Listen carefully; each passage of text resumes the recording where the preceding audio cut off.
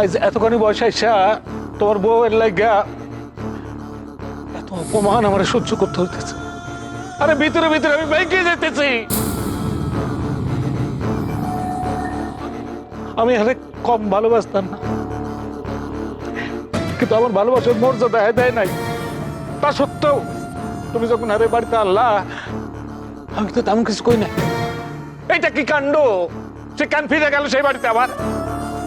কি না প্রমাণ, প্রমাণ প্রমাণ প্রমাণ চাই, প্রমাণ। এই এক কথা শুনে আসতেছি। হ্যাঁ, তো প্রমাণ কই? গিয়া কি প্রমাণ আনলো সে? হ্যাঁ, কিন্তু তাই বলে আলোর গায়ে খুনির তকমাটা এঁটে দেওয়া যায় না বাবা। খবরদার, খবরদার ছোট বোকা, মুখে মুখে তর্ক করবি না।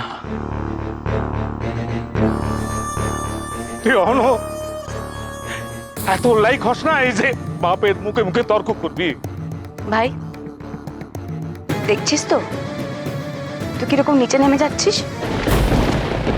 পুলিশের সামনে বলে দিলে তুই প্রমাণ জোগাড় করবি 48 ঘন্টার মধ্যে। আলো নির্দোষ। কি করে করবি? তুই কি ম্যাজিশিয়ান নাকি? আর এগুলো বলতে গেলে তো তোর দিদি খারাপ হয়ে যায়, তাই না?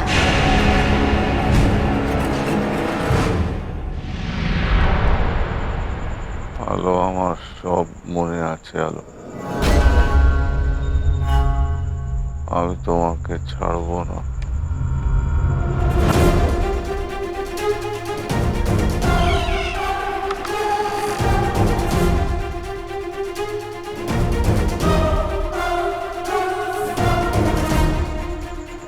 আমার কাছে আসতে হবে। ভয় পাবেন না, এটা টক্সিক এফেক্টের জন্য, মানে বাংলায় যাকে বলে বিষক্রিয়া। আস্তে আস্তে ঠিক হয়ে যাবে। আশা করছি কাল সকালে অনেক বেটার দেখবেন।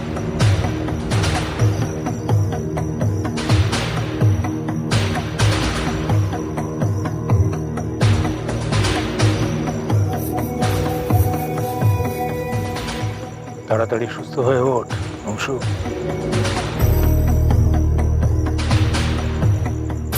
অনেক ক্ষতি করেছিস মা দুর্গার। তুই সুস্থ হয়ে উঠলেই আগে সুরেনকে ডাকবো এখানে। সব কথা ওকে খুলে বলবি তুই, সব খুলে বলতে হবে তোকে। অংশু শুনতে পাচ্ছিস? আলো, তুমি আমার আলো।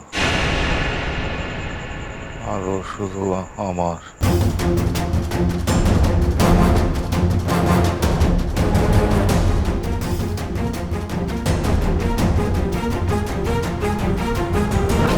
কি করছো কি ছোট ঠাকুরপো? আমাকে দাও। এটা আমার জন্য নয় বড় বৌদি, আলোর জন্য।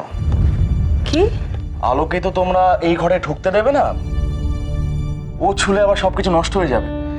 আর এই অবস্থায় আলোর পক্ষে না খেয়ে থাকাটা বোধহয় ঠিক হবে না। তো আমি নিয়ে যাচ্ছি, আশা করি এতে আপত্তি নেই তোমাদের।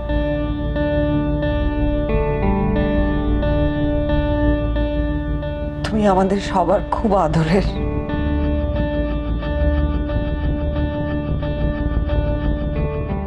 খুব স্নেহের ছোট ঠাকুরপো। তোমার কষ্ট হলে আমরা কেউ সেটা সহ্য করতে পারি না, কেউ না। কিন্তু কেন তুমি বুঝতে চাইছো না? অতীতের সঙ্গে লড়াই করা যায় না। আলোর অতীত ফিরে এসেছে, কেউ ওকে বাঁচাতে পারবে না। তুমি চাইলেও ওকে বাঁচাতে পারবে না। যেদিন প্রথম বউ এ বাড়িতে এসেছিল সেদিন আমি বলেছিলাম সংসার, সুখে সংসার করা ওর ভাগ্যে নেই। মানি না আমি বড় বৌদি, আমি মানি না যে আলোর কপালে সংসারের সুখ নেই। ওর ভাগ্য আমি ঠিক করব।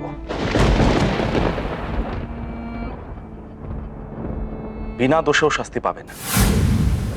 দরকার হলে ওর হয়ে দোষ আমি নিজের ঘাড়ে নেব। পুলিশের কাছে আমি নিজে সারেন্ডার করব।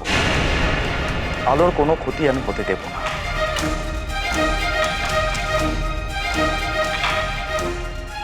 ছোট খোকা, অসাধারণ, অসাধারণ ভাই। এটাই বাকি ছিল, জাস্ট এইটাই বাকি ছিল বাড়িতে। তুই না পুরো পাগল হয়ে গেছিস, বুঝলি?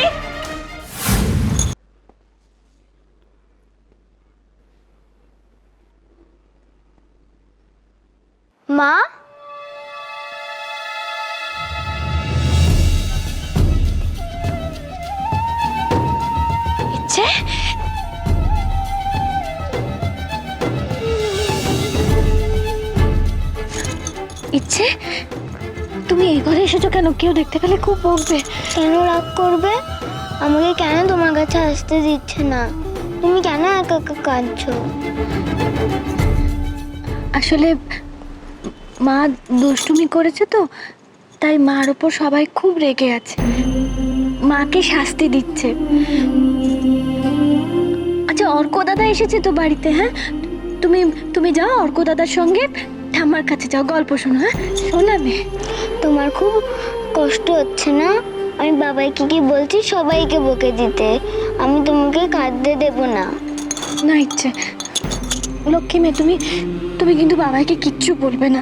হ্যাঁ, দেখো 2 দিন আগে বাবার অ্যাক্সিডেন্ট হয়েছিল, বাবাই তো পুরোপুরি ঠিক হয়নি। আর তোমার কথা শুনে বাবাই মায়ের সঙ্গে অনেক ছোটাছুটি করেছে।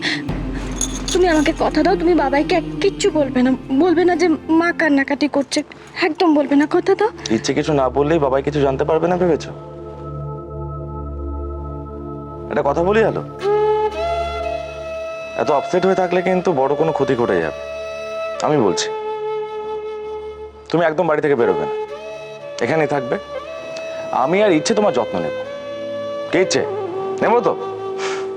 মাকে আমরা একদম কাঁদতে দেবো না, আর আমরা দুজন মিলে মাকে চটপট করে খাই দেবো। কি খাবারটা ঘরে নিয়ে এলে কেন?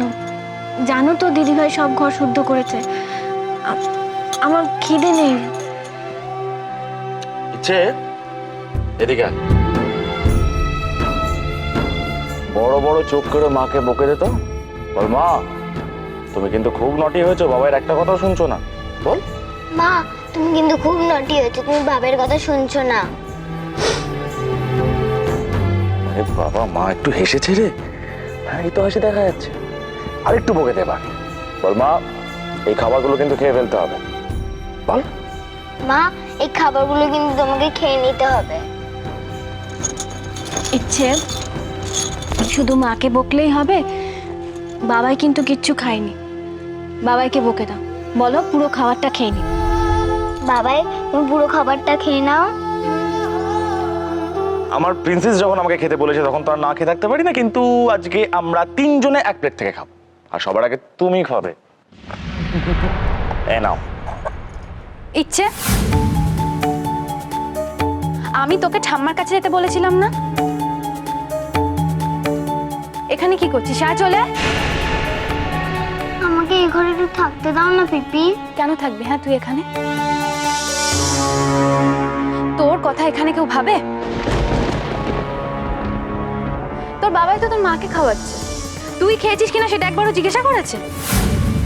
ফুটকি, তুই রাগের মাথায় কাকে কি বলছিস কোনো খেয়াল নেই তো? তুই ইচ্ছের সামনে ওর বাবা মায়ের সম্পর্কে খারাপ কথা বলছিস, ইচ্ছের সামনে বলছিস তুই এটা।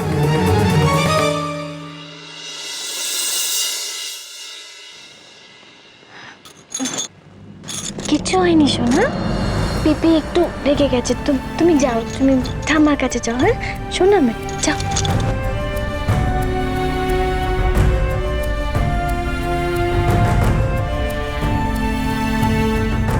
এরপরেও তুমি আমাকে বাঁচতে বলবে সৌরভ? সকলে আমাকে কেমন ঘেন্না করছে, ঘেন্না করছে সকলে। আমাকে কিছু একটা করতেই হবে আলো। এইভাবে চোখের সামনে ইচ্ছেকে কষ্ট পেতে আমি দেব না। না আলো,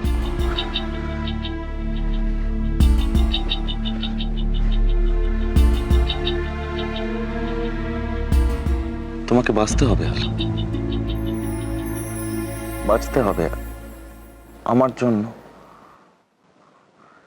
ইচ্ছের জন্য।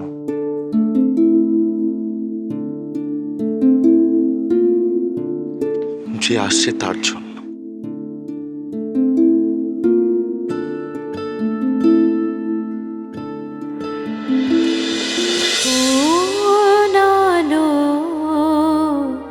লাগলো চোখে